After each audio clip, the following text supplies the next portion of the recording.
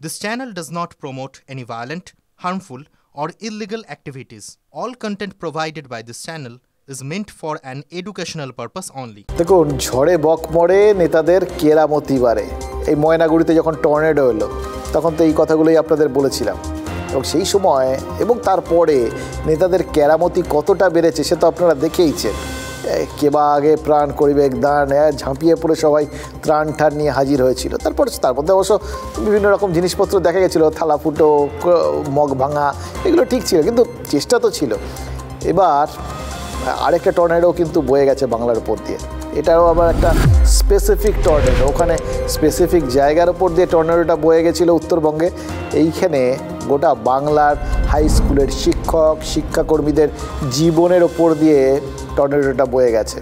এমন ঝড়, 22,000 চাকরিরত হঠাৎ করেই বেকার হয়ে গেছে। এমন অবস্থায় নেতাদের কেরামতি না বাড়লে চলে। তাই এই গরমেও বাংলা জুড়ে শুরু হয়েছে ঘেরাও রাজনীতি। কিছুটা শুরু হয়েছে, বাকিটা এখনও হুঁশিয়ারির ওপর রয়েছে।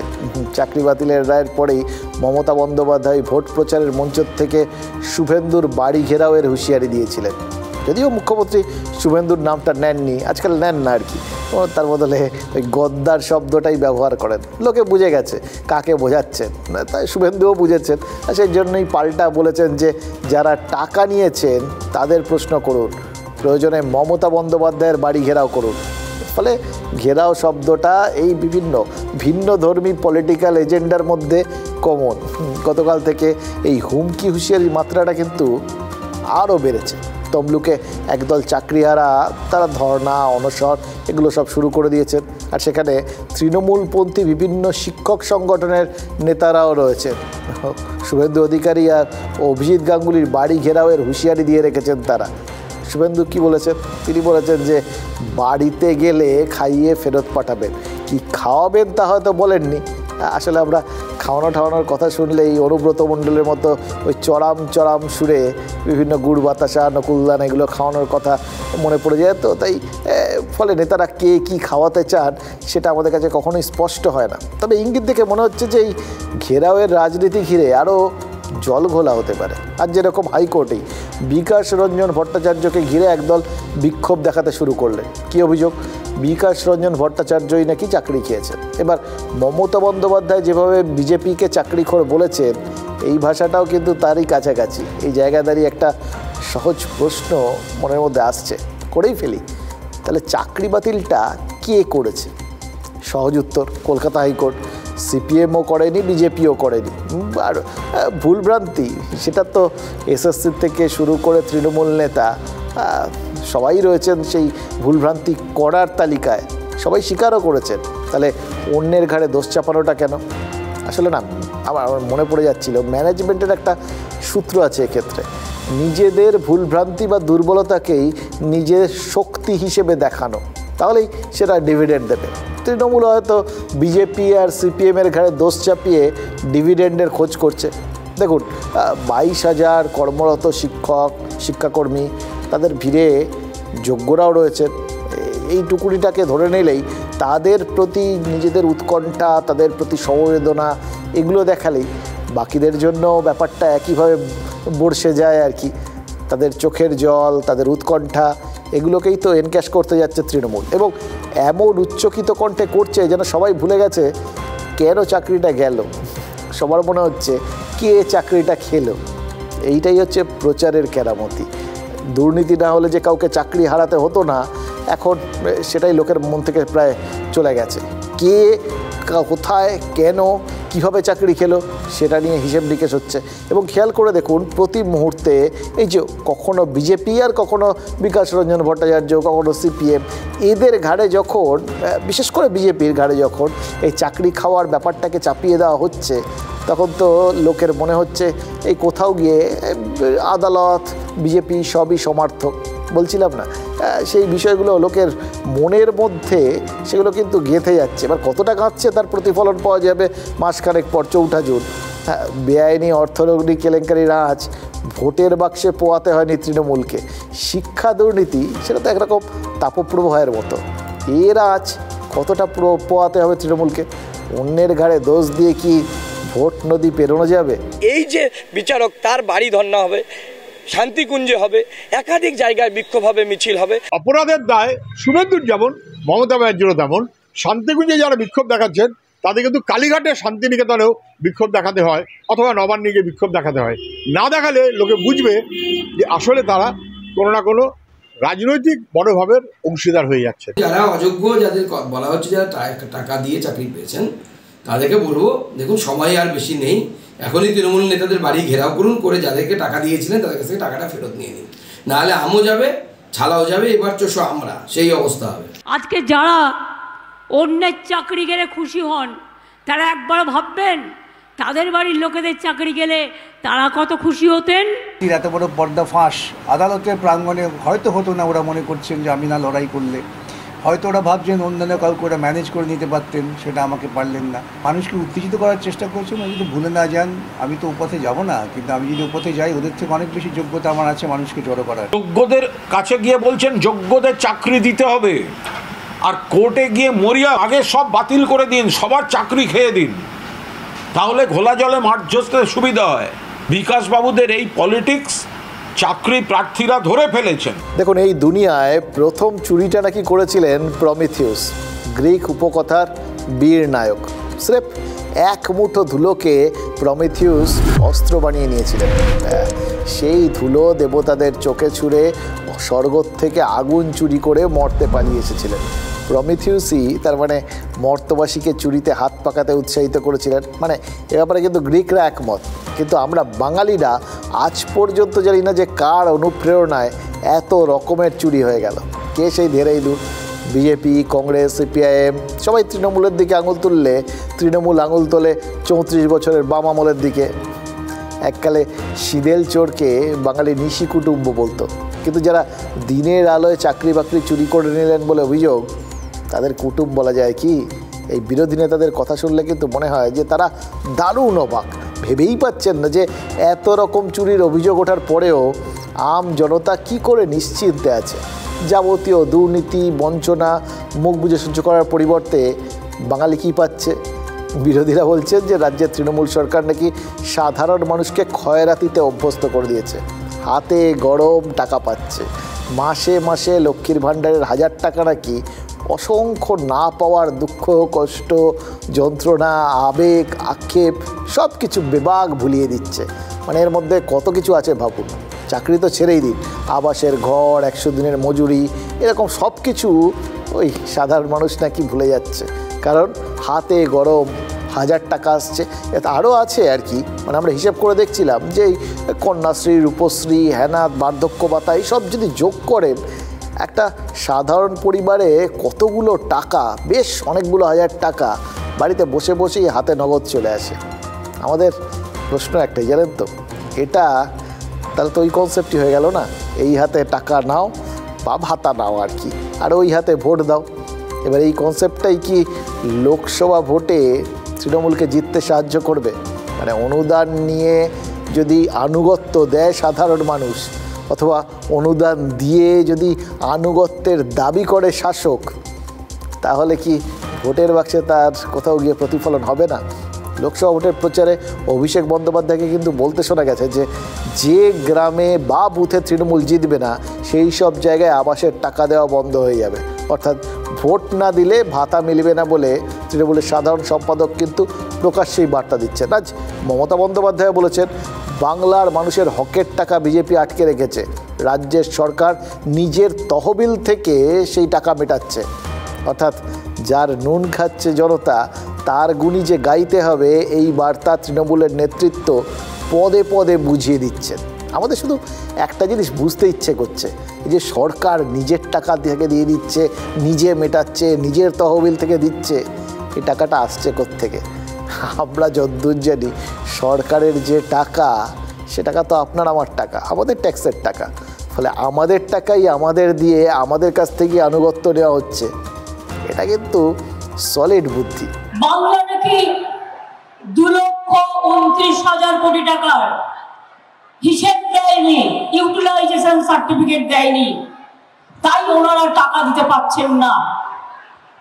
আমি অমিত শাহকে চ্যালেঞ্জ করে বলছি, আমার তৃণমূলের সরকার থাকাকালীন একটা ইউটিলাইজেশন সার্টিফিকেট করে নেই। আজ পর্যন্ত বাংলার 50 লক্ষ গরিব মানুষের ছাদের টাকা এই জনবিরোধী বিজেপি সরকার আটকে রেখেছে। এরা ভোট চাইতে এলে জিজ্ঞেস করবে। আর যদি মিথ্যে কথা বলে, ঘরে বসিয়ে চা খাওয়াবেন, জল খাওয়াবেন, গরমে শরবত খাওয়াবেন, আর যদি মিথ্যে কথা বলে বেঁধে রেখে আমাকে ভোট করবে। আমি তো আমার রিপোর্ট কার্ড দিচ্ছি, এরা এদের রিপোর্ট কার্ড নিয়ে আসুক। দেখুন, এই খয়রাতি বা ডোল নিয়ে রাজনীতিতে ডামাডোল এটা নতুন কিছু নয়। শুধুমাত্র তৃণমূলের সরকার যে ভাতা দেয় এমনটাও নয়। ভাতা এবং খয়রাতি বাবদ টাকা ছড়ালে যে ভোটের অভাব হয় না, সেটা তো এই মুহূর্তে পরীক্ষিত সত্য। তাই এ রাজ্যের লক্ষ্মীর ভাণ্ডারের আদলে মধ্যপ্রদেশে বিজেপি সরকার চালায় লাডলি বাহানা, দিল্লিতে কেজরিওয়ালের আম আদমি পার্টির সরকার দেয় মুখ্যমন্ত্রী সম্মান যোজনা, হিমাচল প্রদেশে কংগ্রেস দেয় ইন্দিরা গান্ধী প্যারে বাহানা। এরকম বিভিন্ন প্রকল্প আছে। ফেব্রুয়ারি মাসেই এ রাজ্যের বাজেটে ঘোষণা হয়েছিল যে 500 থেকে বাড়িয়ে লক্ষ্মীর ভাণ্ডারের টাকা 1000 করা হচ্ছে। চলতি মাস থেকেই রাজ্যের 2,11,00,000 মহিলা মাসে মাসে 1000 টাকা করে পেতে শুরু করেছেন। ভেবে দেখুন, বাড়িতে বসে মাসের শুরুতে একদম সরাসরি হাতে নগদ 1000 টাকা। কম? মমতা বন্দ্যোপাধ্যায় ক্ষমতায় আসার পর রাজ্যে প্রায় 150টা প্রকল্প চালু করেছেন এবং এমনভাবে প্রকল্পগুলোর পরিকল্পনা হয়েছে যাতে রাজ্যের প্রত্যেকটা এলাকায় কোনো না কোনো উপভোক্তা থাকে। এবারই 2024-এ এসে যদি রাজ্যের ভোটারদের কাছে বার্তা যায় তৃণমূলকে ভোট না দিলে এই প্রকল্পগুলোর সুযোগ সুবিধা বন্ধ হয়ে যাবে, তাহলে ভোটে তার প্রভাব পড়ার আশঙ্কা কিন্তু বিজেপি নেতারা করতেই পারেন। কারণ মানুষ তো অভ্যস্ত হয়ে গেছে, একদম অভ্যস্ত হয়ে গেছে বসে বসে হাতে এই টাকাগুলো পেতে। এবার তারা যদি হঠাৎ শোনে যে এই সামান্য একটা ভোটের জন্য সেই টাকাগুলো তাদের হারাতে হবে, তাহলে কি আর তারা ওই ভোট দেওয়ার সময় ভুলটুল করবে? ঠিক যেখানে দিলে তাদের টাকাটা নিশ্চিত থাকবে সেটাই তারা করবে। কারণ তারা তো জানে পরের বিধানসভা নির্বাচন তো 26 সালে।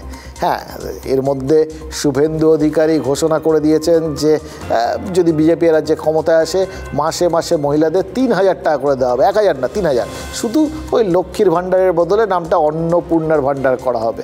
অর্থাৎ ভাতার বদলে আরও বেশি ভাতা। ভোট চাইতে এটাই এখন নেতাদের তুরুপের তাস। সরাসরি অনুদান আর অনুগত ভোটার তৈরি কি তাহলে হালফিলের রাজনীতির একমাত্র লক্ষ্য? 30 से ज्यादा सीटें मोदी जी की झोली में डाल दो, बंगाल में 5 लाख तक का सारा इलाज free of cost Narendra Modi ji करने वाले हैं। আর এই টাকাটা জিন্দেগি ভর পাবেন, যতদিন জীবনে বাঁচবেন। 60 বছরে শেষ হবে না। যেই 60 বছর হয়ে যাবে ওটা ওল্ড এজ পেনশনে লক্ষ্মীর ভান্ডার 2 হয়ে যাবে। যারা যারা বাড়ির জন্য আবেদন করেছিলেন কারোর কাছে হাত পাততে হবে না। 31শে ডিসেম্বর এই বছরের মধ্যে বাড়ির প্রথম ইনস্টলমেন্টের টাকা সরাসরি আপনার ব্যাংক অ্যাকাউন্টে চলে যাবে। মানে প্রতিযোগিতা হওয়া উচিত মানুষের জীবন জীবিকা অধিকার, সেটার পক্ষে কে কতটা তা বাদ দিয়ে এ বলছে আমি 10 টাকা দেবো, তো বলছে আমি 20 টাকা দেবো, এবং এই একটা কম্পিটিশন লাগাচ্ছে। অথচ মানুষের কাছ থেকে চুষে নেওয়া হচ্ছে তার চাইতে অনেক বেশি। যত টাকা দেবার কথা বলছে তার চাইতে চুষে নিচ্ছে অনেক বেশি। বিজেপি সিপিআইএম নেতাদের কথা শুনলে আমার ওই আমেরিকার প্রাক্তন প্রেসিডেন্ট আব্রাহাম লিঙ্কনের একটা কথা মনে পড়ে যায়। লিঙ্কন বলেছিলেন, আপনি কিছু সময়ের জন্য সমস্ত মানুষকে বোকা বানাতে পারেন, সব মানুষকে কিছু সময়ের জন্য বোকা বানাতে পারেন, কিন্তু আপনি সব সময় সব মানুষকে বোকা বানাতে পারবেন না। বিরোধী নেতারা বলছেন যে তৃণমূল নাকি ভাতার প্রলোভনে বাংলার মানুষকে ভুল বোঝাচ্ছেন। খয়রাতির আড়ালে যাবতীয় দুর্নীতিকে নাকি তৃণমূল নেতৃত্ব ধামাচাপা দেওয়ার চেষ্টা করছে। এবারের ভোটে নদিয়া, মুর্শিদাবাদ জেলায় এই খয়রাতির রাজনীতির বিরুদ্ধে তাই জন্য প্রচার শুরু করেছে সিপিআইএম। বামফ্রন্টের কর্মী সমর্থকরা লিফলেট বিলি করছেন এটা নিয়ে। একটা লিফলেট, সে লিফলেটটা দেখলাম লেখা রয়েছে যে টুনির মায়ের নাম কি। মানে এটাও নিজেদের বিষয়টাকে আগে প্রথমে ক্যাম্পেইন করে নেওয়া। কারণ 3 বছর আগে ব্রিগেড সমাবেশের থিম সঙ্গে এই টুম্পা সোনা সুর ব্যবহার করেছিল সিপিআইএম। এবার লোকসভা ভোটের প্রচারে টুনির মাকে কেন টেনে আনছে বামেরা? কেন মুর্শিদাবাদ লোকসভা আসনের প্রার্থী মোহাম্মদ সেলিম আর কৃষ্ণনগর লোকসভা আসনের প্রার্থী SM শাদির প্রচারে এই লিফলেট বিলি করা হচ্ছে? এর প্রশ্নের উত্তরে একটা জিনিস আমরা খুঁজে পেয়েছি জানেন তো, এই দুটো কেন্দ্রেই উল্লেখযোগ্য হারে সংখ্যালঘু এবং মহিলা ভোট রয়েছে। এই দুটো কেন্দ্রেই সিপিআইএমেরও 2 প্রার্থী আবার সংখ্যালঘু মুখ। গত 13 বছরে রাজ্যে তৃণমূল ভোটের ফলাফল বিশ্লেষণ করে দেখেছে যে সংখ্যালঘু ভোটের পাশাপাশি মহিলা ভোটেও তাদের আধিপত্য রয়েছে। এটা ঠিক, আপনি নিজেও যদি বিশ্লেষণ করেন এটাই দেখবেন। এই মহিলা ভোট এটা পুরোপুরি মমতা বন্দ্যোপাধ্যায়ের পেছনে গিয়ে দাঁড়ায়। 2021 সালের ভোটে মমতা বন্দ্যোপাধ্যায়ের লক্ষ্মীর ভাণ্ডারের প্রতিশ্রুতি যে ম্যাজিকের মতো কাজ করেছিল সেটা তো বিরোধী শিবিরের নেতারাও মানেন। শুধু লক্ষ্মীর ভাণ্ডার না, ওই বলছিলাম না, কন্যাশ্রী, রূপশ্রী, অনেক প্রকল্প রয়েছে মেয়েদের জন্য। স্বাস্থ্যসাথী প্রকল্পের কার্ড সেটাও কিন্তু বাড়ির মহিলাদের নামেই ইস্যু করা হয়। এবার তার ফলে এত বেশি করে মহিলা সেন্ট্রিক ব্যাপারটা হয়ে যাওয়া এবং মহিলা মুখ্যমন্ত্রী তিনি মহিলাদের দেখছেন, এই বার্তাটা মহিলা ভোটারদের মধ্যে তৃণমূলকে একটা গেঁড়ে বসিয়ে দিয়েছে আর কি, যাকে বলে একদম একচ্ছত্র আধিপত্য। এবার সেই মহিলা ভোটারদের মধ্যে তৃণমূলের ওই আধিপত্যেই কি তাহলে ভাগ বসাতে চাইছে সিপিএম? তারা কি বোঝাতে চাইছে যে এই সমস্ত ডোল বা খয়রাতি পাওয়ার জন্য হাত পেতে বসে থাকাটা মা বোনেদের সাজে না? মুর্শিদাবাদ আর কৃষ্ণনগর আসনে সিপিএম প্রার্থীদের সমর্থনে যে লিফলেট বিলি করা হচ্ছে তাতে কিন্তু লেখা হচ্ছে যে দেশের লক্ষ লক্ষ মহিলা সারা জীবন শুধু কারোর মা, কারো স্ত্রী বা কারো মেয়ের পরিচয় বহন করে চলেন, তাদের নিজেদের কোনো পরিচয় থাকে না। সিপিআইএম তাদের সেই পরিচয় দেবে, অর্থাৎ খয়রাতি বা পরনির্ভরশীলতার বিকল্প হিসেবে মহিলাদের আত্মপরিচয় দেওয়ার প্রতিশ্রুতিকে এই ভোটের হাতিয়ার করতে চাইছেন মোহাম্মদ সেলিমরা। মুশকিল কি জানেন, প্রতিশ্রুতি হিসেবে ব্যাপারটা বেশ ভালো, শুনতেও খুব ভালো, আত্মমর্যাদা বা সব কিছু, কিন্তু এর বাইরে তাদের যে অন্য কিছু এই মুহূর্তে দেওয়ার নেই এটাও তো ওই সাধারণ মানুষ জানেন। ফলে যদি সবটাই প্রতিশ্রুতি হয় তাহলে নগদের প্রতিশ্রুতি যে এই সমস্ত ক্ষেত্রে অনেক বেশি লোকের কাছে গ্রহণযোগ্য মনে হবে। ভোটের বাজারে কিন্তু এটাই সবচেয়ে বাস্তব, সবথেকে বড় সত্য। অন্যান্য রাজ্যেও 3000, 4000, 6000 করে আছে যেখানে মহিলারা এই ভাতা পায়। সব জায়গায় কোথাও এত কম পায় না যা পশ্চিমবঙ্গে আছে। এবং দেশের সরকারকে আমরা বলেছি একটা দায়িত্ব পুরোটাই তোমাদেরকে নিতে হবে। কেন নেয়নি? মানুষকে সাপোর্ট দেওয়ার প্রয়োজন আছে, এটা নিয়ে কোনো সন্দেহ নেই। কিন্তু এরা দুজন ভাব দেখাচ্ছে এরকম যেন আমার জমিদারিতে তুমি প্রজা, আমি ইচ্ছা হলো তোমায় দিলাম, তুমি আমায় প্রতিদান দেবে। কার ভাণ্ডার হবে? ইনি বলছেন লক্ষ্মী, উনি বলছেন অন্নপূর্ণা, আর আমরা বলছি মানুষের অর্থনীতির ভাণ্ডারটাকে পূর্ণ করো। দেখুন, কথায় বলে বনে থেকে বাঘ আর জলে থেকে কুমির, দুজনের সঙ্গেই লড়াইয়ে নামাটা কিন্তু খুব ঝুঁকি। কৃষ্ণনগর পুরসভায় সেই ঝুঁকিটাই নিয়ে বসে আছেন এক স্থায়ী পুরকর্মী। মিড ডে মিল থেকে মা ক্যান্টিন সবেতেই দেদার দুর্নীতি চলছে। এটা মোটামুটি আমরা তো বিভিন্ন সময় রাজ্যের বিভিন্ন প্রান্ত থেকে এই ঘটনাগুলো দেখতেই পাচ্ছি। কিন্তু নিজের এলাকায় এই সমস্ত দুর্নীতির ব্যাপারে অভিযোগ করে নিজের কর্মক্ষেত্রেরই অন্তত হাফ ডজন উচ্চপদস্থ আধিকারিকের নামে সর্বত্র লিখিত অভিযোগ করে ফেলেছেন তিনি। ভাবুন একবার, ঘরের খেয়ে বোনের মোষ তাড়ানোর মতো মানসিকতা আজকাল সত্যি বিরল, দেখা তো যায় না। সেখানে এরকম মানুষ এখনও আছেন। একজন সরকারি চাকরি, যেখানে সরকারি চাকরিও আজকাল অবশ্য পুরোপুরি নিশ্চিন্তের নয়, অন্তত এসএসসির ক্ষেত্রে তো তাই দেখা গেছে। সেই রকম একটা সময় একজন যুবক নিশ্চিন্ত স্থায়ী চাকরিতে থেকেও এত বড় ঝুঁকিটা নিয়ে নিলেন, এরপরও কাজ করতে পারবেন? আপাতত ওই দুর্নীতির অভিযোগগুলো তোলার পরেই তো তিনি পুরসভায় যেতে পারছেন না। তার অভিযোগ হচ্ছে যে তাকে ঢুকতে দেওয়া হচ্ছে না। আবার পুরসভার দাবি বারবার ডাকা সত্ত্বেও অভিযোগকারী অফিসে আসছেন না। কোনটা ঠিক কোনটা ভুল? কৃষ্ণনগর পুরসভার নাগরিকদের সত্যিটা জানাবে কে? মিড ডে মিল এবং মা ক্যান্টিনের টাকা 2 নম্বরইভাবে 9-6 করে নিচ্ছে। মিড ডে মিল আর মা ক্যান্টিনে দুর্নীতি, প্রতি মাসে লক্ষ লক্ষ টাকার দুর্নীতির অভিযোগটা যিনি করেছেন তিনি কোনো বিরোধী দলের নেতা বা কর্মী নন। অভিযোগকারী কৃষ্ণনগর পুরসভারই স্থায়ী কর্মী। কিভাবে চলছে দুর্নীতি? কখনো এরা কী করছে, ডিমের পেটি বেশি করে দেখাচ্ছে, তারপরে গ্যাসের সিলিন্ডার, তারপরে গোপাল পাল বলে একজন আছে যিনি কিনা তার রাইসের গোডাউন আছে, সরকারি চাল হাঁসখালি এবং কল্যাণী থেকে আসার পরে এরা ভালো চাল পাল্টে খারাপ চাল স্কুলগুলোর মিড ডে মিল ডিপার্টমেন্টে এবং মা ক্যান্টিন কৃষ্ণনগর পৌরসভার আন্ডারে বর্তমানে 4টি মা ক্যান্টিন রয়েছে, সমস্ত জায়গায় এভাবে দুর্নীতি করছে এবং প্রতি মাসে এরা লাখ লাখ টাকা নয়ছয় করে নিচ্ছে। পুরসভার বিরুদ্ধে অভিযোগ পুরসভারই কর্মীর, জলে থেকে কুমিরের সঙ্গে লড়াই। অভিযোগকারীর দাবি পুরসভার এই কাজের প্রতিবাদ করাতেই নাকি শুরু হয় মানসিক ও শারীরিক নির্যাতন। আমাকে প্রচণ্ডভাবে মানসিক চাপ, হেনস্থা এবং নিগ্রহ করে এবং শারীরিক মানে গায়ে হাত তুলে আমাকে অন ডিউটি অবস্থায় বেলা 4টের সময় ঘর থেকে বের করে দেয় এবং বলে যে সেই দিনকেই আমি যেন চেয়ারম্যানের ইমেলে আমার রেজিগনেশন লেটার পাঠিয়ে দিই। আপাতত পুরসভায় যাচ্ছেন না রাজু সরকার। অভিযোগ জানিয়েছেন পুলিশ সুপার থেকে নবান্ন পর্যন্ত।